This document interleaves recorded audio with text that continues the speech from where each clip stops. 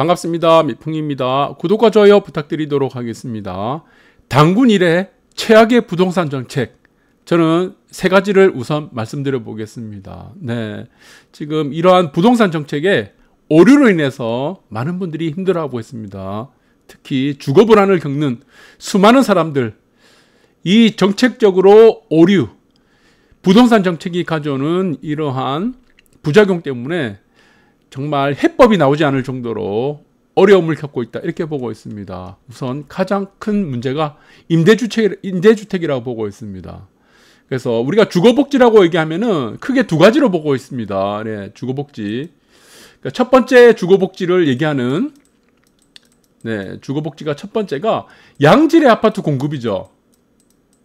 사람들에게 양질의 아파트를 공급하는 것이 바로 주거복지가 되겠고, 그 다음 두 번째가 무엇입니까? 사회적으로 약자들, 그리고 경제적 자립이 어려운 사람들, 사회적 약자들이죠. 이런 사람들한테 임대를 공급하는 것입니다. 저렴한 임대를 공급하는 것이다. 이것이 바로 주거복지라고 하는데, 지금 부동산 정책의 1순위가 무엇이냐? 무조건 임대주택 만드는 겁니다. 임대주택 너무나 많아요. 그런데도 지금 재개발을 통해서 15% 무조건 의무 임대 비율을 만들어서 공급을 계속적으로 늘리고, 이런 문제들이 지금 이제 임대주택으로 포화 상태가 되다 보니까 큰 문제가 되고 있습니다. 그래서 문재인 대통령이 다녀간 동탄의 임대 아파트, 여러분들 13평 잘 아실 겁니다. 그런데 여기서 보니까 9개월째 지금 빈집이에요. 그렇게 좋다면서요. 4인 가구가 살아도 여기 보시면은 이것이 뭐 진위가 계속 엇갈리고 있죠. 그래서 4인 가족 살기도 좋겠다 라고 지금 뭐 발표가 지금 청와대에서는 왜곡된 보도라고 하는데, 뭐 일각에서는 이 발언을 했었다는 의견도 있고, 뭐 여러분들이 판단한 문제입니다. 방문 전에 보니까 수천만 원 인테리어를 이미 했다고 해요. 사실상 임대 아파트라는 것은 우리가 임대 아파트 들어간 사람들이 수천만 원 인테리어를 하고 들어갈 수 있는 아파트가 아닙니다. 이 임대주택이 아니에요. 그 인테리어를 할 돈이 없으니까 임대주택에 들어가는 거죠. 특히 사회적 약자, 경제적 자립이 어려운 사람들. 그런데 이렇게 인테리어를 수천만 원 해놓고 임대주택이 살기 좋다. 이것은 국민들이 납득하기 어렵다는 것입니다. 그래서 이 13평, 살기 좋다는 이 13평의 동탄의 임대 아파트는 지금까지 빈집입니다. 아직까지 빈집이에요. 너무나 많다는 겁니다. 그리고 총체적 부실 공공임대주택. 지난해만 전국적으로 적자만 1조 6천억 원이 넘습니다. 그런데 자꾸 임대주택만 만들려고 합니다. 양질의 아파트 공급은 완전히 정지가 되어 있고, 임대주택만 계속 공급하는 정책을 만들다 보니까 사람들이 원하는 양질의 아파트가 없는 겁니다. 당연히 아파트 값은 치솟을 밖에 없다는 겁니다. 올라갈 수밖에 없는 거예요. 공급이 안 나오니까. 공급이나 해봐야 임대주택만 계속 만들어내니까. 그래서 이 문제는 적자가 또 계속적으로 발생할 수밖에 없습니다. 왜 그렇습니까? 사람들이 기피하는 임대주택이잖아요. 누가 임대주택 들어가고 싶습니까? 정말 대한민국 국민 중에 임대주택 들어가고 싶은 사람들이 아마 극소수일 겁니다. 뭐 사회적 약자들이라든가 불가피하게 임대주택에 들어갈 수 있는 사람들, 그리고 경제적 자립이 어려운 사람들에게만 이런 혜택이 주어져야 되는데, 천편일률적으로 임대주택만 계속 지어대니까 어떻게 되겠습니까?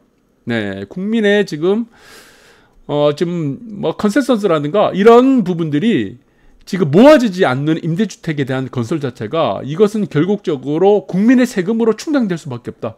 이 문제가 지금 부동산 정책 중에서 가장 잘못된 정책이라고 보고 있습니다. 그래서 서울도 보시면은 임대주택 누적 적자예요. 지금 이제 15년 보시면은 11년 동안 보시면은 임대주택 누적 적자만 해도 2조 원입니다. 이거 누가 내죠, 이거? 이 2조 원이라는 돈을, 이 손실을 누가 메꾸게 됩니까? 서울시 국민들이 다 지금 메꿔야 됩니다. 이거 서울시 국민들, 서울시 시민들이 다 메꿔야 돼요. 계속적으로 발생하죠, 적자 규모가. 그래서 정말 이 임대주택에 대한 이 정책들은 누구를 위한 정책인지 저는 모르겠습니다. 이제까지 충분히 지었습니다. 앞으로 더 지을 필요 없어요. 왜 자꾸 지금 임대주택을 짓죠? 그렇다면은 기존에 있는 임대주택을 정부 차원에서 리모델링해서 네, 좀 더 살기 좋은 임대주택으로 만들어서 사회적 약자들이라든가 경제적 자립이 어려운 사람들한테 제공을 해줬으면 좋겠다. 저는 이렇게 보고 있습니다. 분명히 임대주택도 필요합니다. 양질의 아파트 공급도 필요하고, 그래서 우리는 주택정책이란 것은 주거 복지라는 차원에서 투트랙을 써야 됩니다. 네, 양질의 아파트 공급, 임대주택 공급. 투트랙이 균형을 잡아야지 천편일률적으로 임대주택만 계속 공급하겠다, 이런 정책들은 결국에 어마어마한 국민의 혈세가 들어가는 네, 손실이 된다. 국민적 손실이다. 이렇게 보고 있습니다. 그래서 두 번째는 무엇입니까?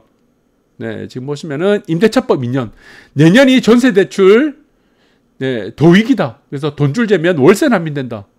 임대주택뿐만 아니고 지금 임대차법 2년이 됐죠. 임대차법을 갱신을 해서 정책을 한다. 이 부분은 무주택자들이라든가 세입자들을 위한 정책이었는데, 이 정책의 효과는 오히려 무주택자들과 세입자들을 곤란하게 만드는 정책이다. 주거 불안을 가져오는 정책이 돼버렸습니다. 그래서 내년 계약갱신 끝나면은 전셋값 더 오르게 되죠. 당연히 더 오르게 되죠. 4년 동안 이제 묶이니까. 4년 동안 인플레, 물가 상승 올라가는 부분들을 다 지금 매겨야 됩니다. 그래서 규제 시 서민 주거 분야를 고려를 했어야 된다라는 부분입니다. 네, 그래서 이 참 문제가 되고 있고, 임대차법 3년, 임대차 3법의 치솟은 전세 가격, 임대와 임차 인간 갈등만 계속 지금 증폭시키고 있다. 그래서 전세 시세 보니까 6억 2천 402만 원에서 임대차법 시행되고 나서 네, 4억 8천만 원이 됐습니다. 4억 8,800. 엄청나게 커졌죠. 네. 전세 시세가 6억 2천만 원이 돼버렸죠. 그래서 4억 8천에서 6억 2천만 원 돼버렸습니다. 거의 2억 원 정도가 좀 못 미치는 규모입니다. 2억 원 정도가 전세값이 올라가게 됐다. 그것이 단 1년 만에 이루어졌습니다. 작년 7월 달에 시행된 이후. 그래서 세입자들한테 엄청난 고통을 주고 있다. 이렇게 보시면 될 것 같습니다. 그래서 이 정책 자체가 저는 굉장히 악법입니다. 네, 악법이다. 그래서 또 하나 또 지금 세 번째가 있습니다. 세 번째가 무엇입니까? 너도 나도 리모델링. 리모델링에 대한 수직 증축, 수평 증축에 대한 사실상 기준이 없습니다. 기준이. 법적으로는 뭐 기준이 올라가서 되고 무슨 뭐 층수를 3계층, 2계층까지 올릴 수 있다고 하는데 이게 허용을 안 해주죠. 인허가가 안 떨어지죠. 모양만 이렇게 리모델링을 공급을 만들 수 있는 이제 허울 좋은 정책만 만들어놨는데 전 세계적으로 리모델링을 이렇게 만들 수 있는 법이 없습니다. 왜 없습니까? 기존에 우리가 뼈대가 있습니다. 뼈대가 이렇게 있죠. 뼈대가 이렇게 지금 뭐 이제 콘크리트하고 지금 여기서 H빔하고 이 뼈대가 있습니다. 그런데 여기서 일단은 이전에 시공이 됐을 때 네, 시공사들하고 이 건설 쪽에 있는 사람들은 이 하중만큼만 설계를 합니다. 용적률도 최대한 뽑아먹어요. 용적률도 최대로 뽑아먹죠. 사업성을 최대로 만들어야 되니까. 그리고 여기도 앞으로 리모델링을 걸 예상을 해갖고 하중에 대해서 더 늘려놓습니까? 네, 건설 단가가 올라가는데 안 한다는 겁니다. 그럼 여기서 어떻게 지금 만들어 놓습니까? 옆으로 어떻게 만들어 놓습니까? 이거를 안 된다는 겁니다. 이게 실질적으로 인허가가 굉장히 어렵습니다. 그래서 지금 보시니까 재건축 대안으로 인기 치솟자 강남 재건축 넘어선 리모델링 공사비가 된 겁니다. 이제는 여러분들이 보시면은 리모델링을 공사하게 되면은 재건축보다 단가가 낮기 때문에 리모델링을 추진해도 괜찮다고 사람들이 인식이 퍼졌는데 막상 어떻습니까? 리모델링을 공사비를 뜯어보니까 재건축보다 리모델링 공사비가 더 많이 들어가는 겁니다. 그렇습니다. 그래서 저는 이 리모델링에 대해서는 저는 이거 안전의 문제라고 보고 있습니다. 안전을 우선시하는 정책이 돼야 되는데 그냥 급조를 하다 보니까 공급에 대해서 우리가 2007년도, 2008년도 마찬가지입니다. 급조가 된 거예요. 지금도 마찬가지입니다. 그래서 평당 공사비가 어떻습니까? 밑에도 있습니다. 금호백산이 평당 619만 원이 됐고 고도관암이 669만 원이 됐습니다.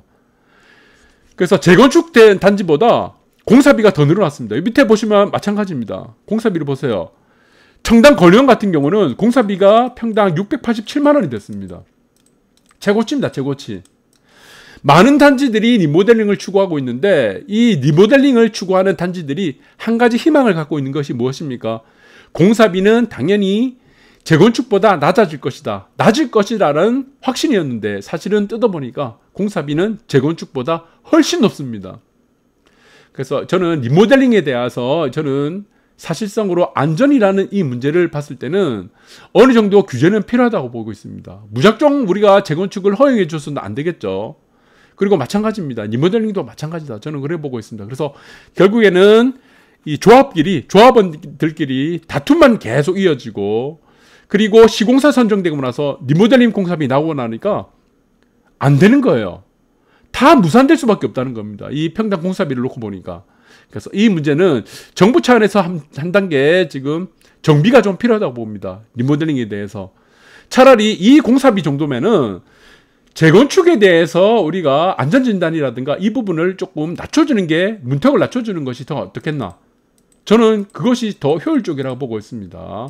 같은 돈이 들어간다면은 아웃풋을 우리가 생각했을 때, 네, 차라리 재건축에 대해서 문턱을 낮춰주는 것이, 진입장벽을 낮춰주는 것이 또 더 낫지 않겠나, 이렇게 생각이 됩니다. 그래서 저는 헛발질하는 정책들, 임대주택이라든가 공공임대주택을 계속 짓는 정책이라든가 아니면은 임대차법, 그래서 실거주를 필요한, 여러분들 잘 아시는 100% 실거주가 우리가 세입자들이죠. 월세, 전세니까 이 문제들을 우리가 한 번 더 재고를 해야 되고, 그리고 리모델링도 기준이 좀 더 완벽하게 이루어지는 정책들이 좀 됐으면 좋겠습니다. 오늘 방송 감사합니다.